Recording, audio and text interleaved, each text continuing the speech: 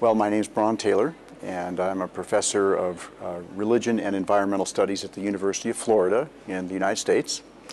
And I've worked on interdisciplinary environmental studies issues, focusing especially on the relationships between religion, nature, and culture, and environmental values.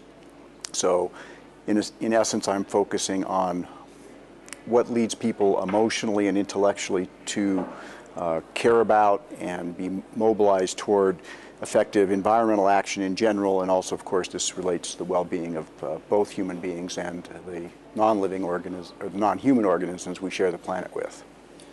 Can you mention some direct links this has with the topic of catastrophes? Yeah, well, as an environmental studies scholar who's learned a lot from my biological colleagues, one of the things that I've come to think is especially important is an understanding of carrying capacity.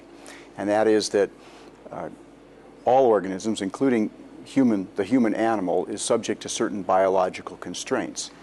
And all organisms, if they exceed the carrying capacity of the habitats they depend on, they experience a population crash. That's either because they can't get enough calories and they simply die of starvation, or they're not getting enough calories and they become stressed and they can't reproduce well, or they produce so much waste that they choke on it.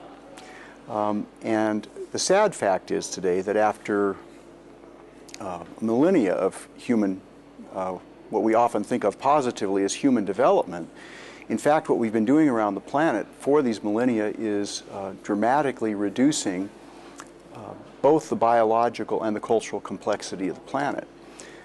So, in my judgment, the greatest risk and the greatest disaster we face is the one that we've been actually involved in precipitating for a very long time, and that is reducing the resilience, the fecundity, the diversity, and the beauty of the environmental systems that we depend on. Much of what goes on in this conference is very important. It's helping us to ameliorate and respond to specific natural disasters and human-made disasters. But all of those disasters are worsened by the declining resilience of the Earth's living systems that we depend on.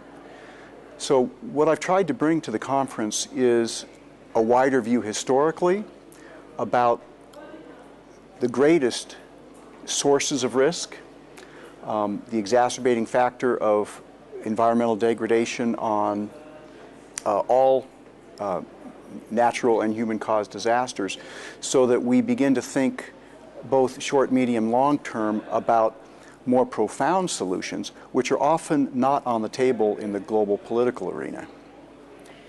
You've started with you told about the whole evolution of mankind, but has the last decade maybe, or the last couple of decades, really be spiraling down here, or has it been a process that's going on since the beginning, and it's the same process as it was 100 years ago?